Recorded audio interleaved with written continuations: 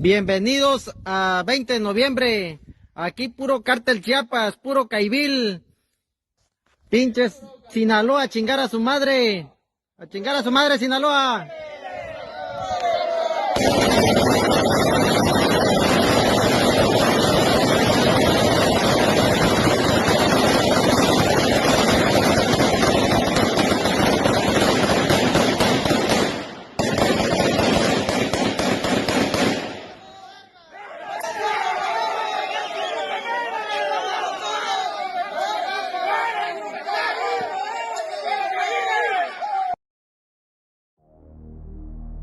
Chiapas is ablaze due to a fierce rivalry between criminal organizations vying for control of the territory. The drug lords are the only real authority, and this was never clearer than on February 24, 2024. On that day, the tortured bodies of 3 police officers were found, including Germán Alegría Estrada, the Secretary of Public Security. Neither their badges nor their ranks saved them from the torments inflicted by the hitmen of a recent group that promises to wreak havoc. We're referring to the mysterious Chiapas and Guatemala cartel, a new competitor. In this new video, we want to reveal all their secrets and discuss their plan to overthrow the Sinaloa cartel and the CJNG in Chiapas. Let's begin with this shocking delivery. On February 23, 2024, Germán Alegría Estrada, the Secretary of Public Security in Berriozábal, Chiapas, was carrying out routine tasks alongside 2 of his colleagues, Rafael Martín Vázquez Pérez and Ulises Gómez de la Cruz. That afternoon, they were intercepted by a mysterious armed commando group wielding 9mm pistols and assault rifles. Under the threat of death, the 3 public officials were forced into a van and transported to an unknown location on the outskirts of Chiapas. At this still unidentified point, they were beaten and tortured for hours. Their bodies endured the classic narco treatment, including beatings, burns, electric shocks, and various other methods from their repertoire. After this tormenting session, they recorded an interview with Alegría Estrada. Pay close attention to the official's words.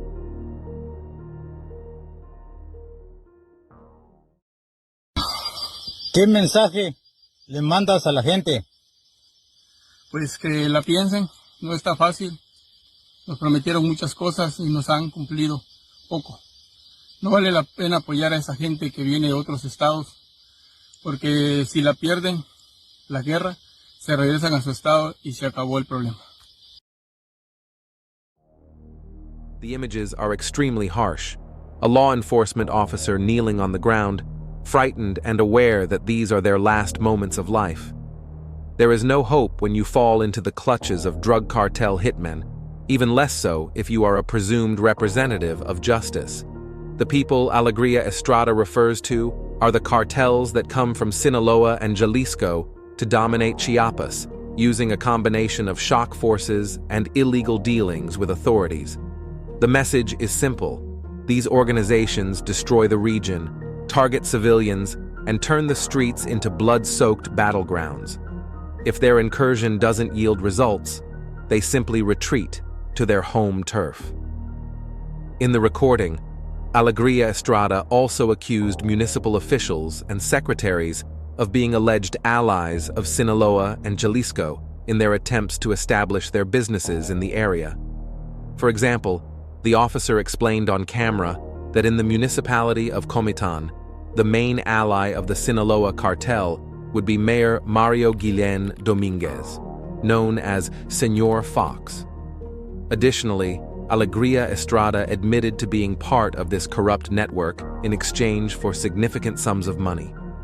According to their own words, they were in charge of the territory for the local Sinaloa capo, a man nicknamed El Güero Pulseras, whom we will delve into further later. In summary, after a brutal beating and knowing they would be executed, the public official exposed the state complicity that allows the daily massacres plaguing Chiapas. Perhaps the most unsettling and ominous phrases from that entire interview were as follows.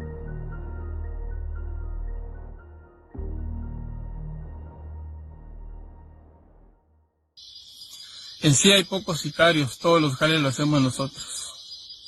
Así también saliendo de Tapachula hay un retén en Tuzantán. Si miran algo que hacer por ahí mismo, tiene una casa enfrente donde se mete la gente para interrogar. Y si se le pasa, ya se avisa a Tonalá, señor.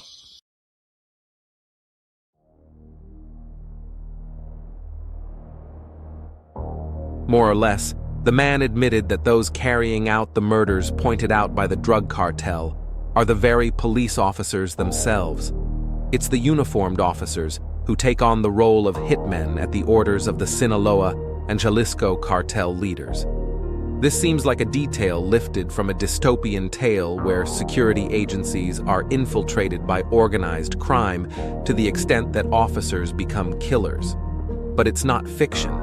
It's the reality currently faced in Chiapas. One of the biggest obstacles the Mexican state encounters when dismantling powerful fronts like El Sinaloense is that it has taken root across all layers of society. From the humblest peasants to the most influential governors, everyone either receives money from or owes favors to the narco bosses. This ties the hands of justice, which is not only blind and deaf, but also ineffective. The day after the macabre interview, Germán Alegría Estrada and his 2 assistants were found inside a vehicle in Tuxtla Gutiérrez. Their corpses bore clear signs of torture. Their final hours were filled with pain, as only drug traffickers know how to inflict. This was reported by Mexican media outlets. Despite media claims, the police did indeed have a good idea of who was behind those executions. At the crime scene, authorities found something striking: a narco message signaling the beginning of a new era in regional organized crime. The letter wasn't signed by any recognized faction, such as the CDS or CJNG, but by the Chiapas and Guatemala cartel, also known by the initials CCIG. Everything points to a new player in Mexico's criminal landscape. Before we continue, let's briefly review the alarming situation faced by the people of Chiapas. For the past 2 years, Chiapas has been the epicenter of an unprecedented narco war. Due to various geographical and political reasons, this region of Mexico is caught in the crossfire between historical organizations like the Sinaloa cartel and the Jalisco New Generation cartel. You're probably familiar with their names. They're the factions founded by El Chapo Guzman and El Mencho or Ceguera Cervantes, respectively. Now, turn up the volume. Below, you'll find one of the many audiovisual records left by this ongoing conflict. No trenches, no tanks, but thousands of casualties. The situation is so dire that a large part of the population has had to move from Chiapas to seemingly safer regions, hoping that at some point the guns will stop firing and calm will return to their communities. What no one expected was that in early 2024, a third contender would emerge for these territories, one that chose to baptize itself with the name of the state it aims to conquer, the aforementioned Chiapas and Guatemala cartel. The inclusion of the Central American country in the equation is due to the alliance this group maintains with the main Guatemalan gangs, responsible for the production of illicit raw materials. Beyond the brutality exhibited in the attack on Germán Alegría and his companions, that was not the CCIG's first public appearance.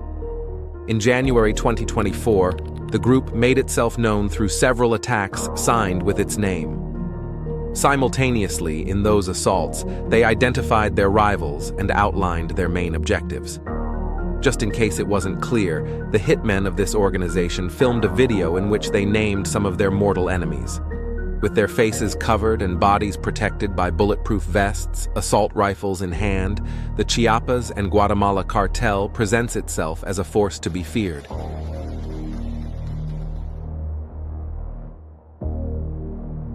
Francisco Orantes Zavalla, alias El Panchito, mientras sigas protegiendo al güero Pulseras del cartel de Sinaloa y mandando a tus policías a cobrar cuotas a los migrantes, te seguiremos atacando las bases de la policía. Francisco Orantes Abadia, alias El Panchito, As long as you continue protecting the Guero Pulseras from the Sinaloa cartel and sending your police officers to collect fees from migrants, we will keep attacking police bases. In the video, the hitman targets local authorities who allegedly protect their rivals from Sinaloa. Furthermore, they claimed responsibility for an armed attack carried out on January 21, 2024. The assault targeted the state police base in Mezcalapa, located on the Tuxtla to Malpaso Highway.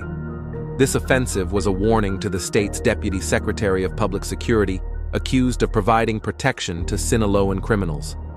The hitman warns that if things continue this way, their fate will be similar to that of Secretary German Alegria Estrada and his two assistants. You can be sure these are not empty words. For instance, on January 15, 2024, the Chiapas and Guatemala cartel demonstrated their power in true Mexican style. On that day, a decapitated man's body was found hanging from a bridge in Tuxtla Gutierrez. Alongside the corpse was a letter addressed to the aforementioned Guero Pulseras and Julio Cesar Moreno Pinzon, alias El Tarjetas. This individual was identified as a regional leader of the CJNG. But what about the other name mentioned in the ominous letter? It's not the first time we've heard his nickname throughout this video, so it's time to delve deeper. His real name is Jesus Esteban Machado Mesa. He was born in Culiacan, Sinaloa, on November 20th, 1983. Beyond what his documentation indicates, on the streets and in the news, he is mostly known by his alias in the world of drug trafficking, El Guero Pulseras, the Bracelet Blonde. Several locations have been associated with his residence, including La Convención neighborhood in Aguascalientes, Navolato, Sinaloa. However, he remains a fugitive from justice. Machado Mesa isn't a king, but rather a commander under the orders of a higher-ranking capo, Ismael El Mayo Zambada, the current leader of the Sinaloa cartel. Essentially, he serves as the main link between that organization and the southern state of Mexico. For instance, it was to El Guero Pulseras that the late officer German Alegria Estrada reported, according to complaints filed with the State Attorney General's office in 2023. Machado Mesa kidnapped a woman named Nayeli Serene.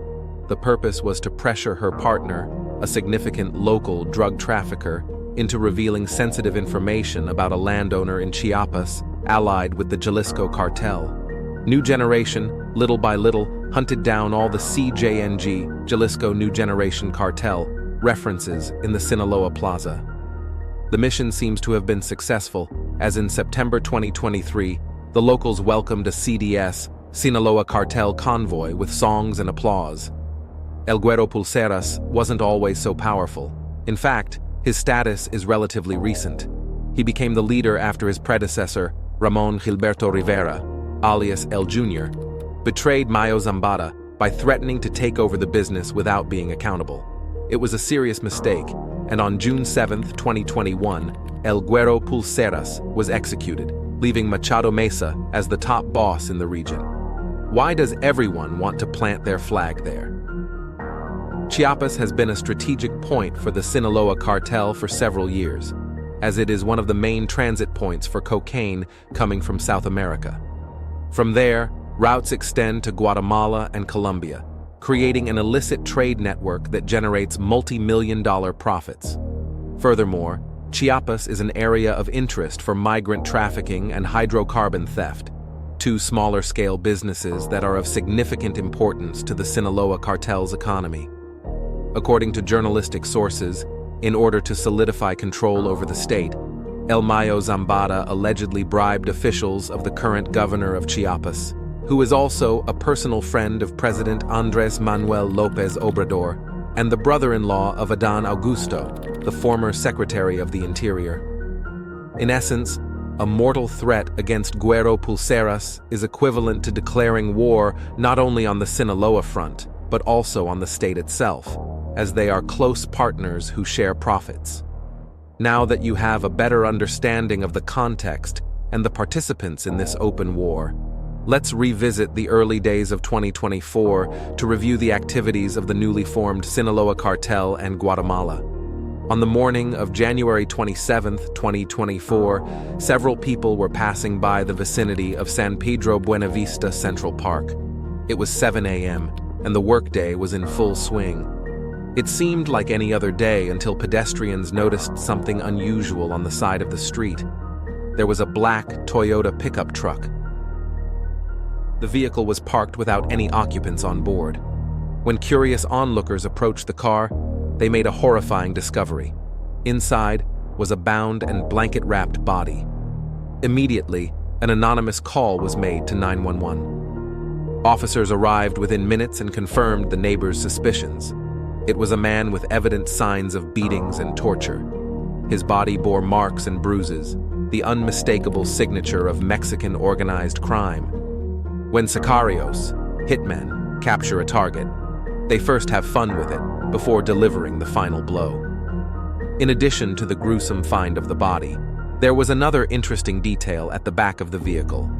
The perpetrators of this butchery left a cardboard sign with a clear message against the Sinaloa cartel, and the Jalisco cartel New Generation Chiapas belongs to the people of Chiapas. This fate awaits all those who attempted to take away our peace, whether in Jalisco or Sinaloa. We confront them here. Sincerely, the Chiapas and Guatemala cartel. These harsh and concise words come from the new contender in the region. Meanwhile, the nights there continue to sound this way because the authorities have not yet issued any statement regarding the emergence of this new criminal cell. It is unknown who is behind it and in which areas it operates. Therefore, the Chiapas cartel remains a kind of rumor, a street myth that gradually gains more strength without clarity about the people in charge of this organization. Through narco banners and videos, they have warned of a series of offensives against the Sinaloa cartel and the CJNG. Similarly, their strategy appears to be that of a lightning war. They simultaneously attack various regions to eliminate historical plaza bosses. The power vacuum created is fertile ground for the emergence of new criminal structures with the necessary firepower and ambition to take the throne. As we anticipated, there is much controversy regarding the origin of the Chiapas and Guatemala cartel. Some suggest that it could be a simple special command, funded by pre-existing forces such as the Gulf Cartel or the Northeast Cartel. According to this theory, the intention would be to weaken the CDS and CJNG through regional clashes with this mysterious new organization. At the same time, the mission of these elements would be to dismantle the networks of corrupt police officers associated with El Mayo Zambada. Other experts claim that the money and logistics for these hitmen come from Guatemala and Colombia, where they receive orders and top-level weaponry. This would explain the fierceness of their actions and the speed with which they have achieved truly impressive victories. The truth is that, at the time of editing this video, the news is still under intense debate, and the mystery behind the CCIG remains unresolved. Before we say goodbye, we want to hear your opinion on this. Do you think this group is a new cartel seeking to consolidate its power, or is it the armed wing of an older faction? Leave your response in the comments box. With this, we've reached the end of the video. If you enjoyed this content, we invite you to subscribe and turn on notifications. That way, you'll be notified when we upload new material. Without further ado, we bid you farewell until the next video. Thank you for joining us.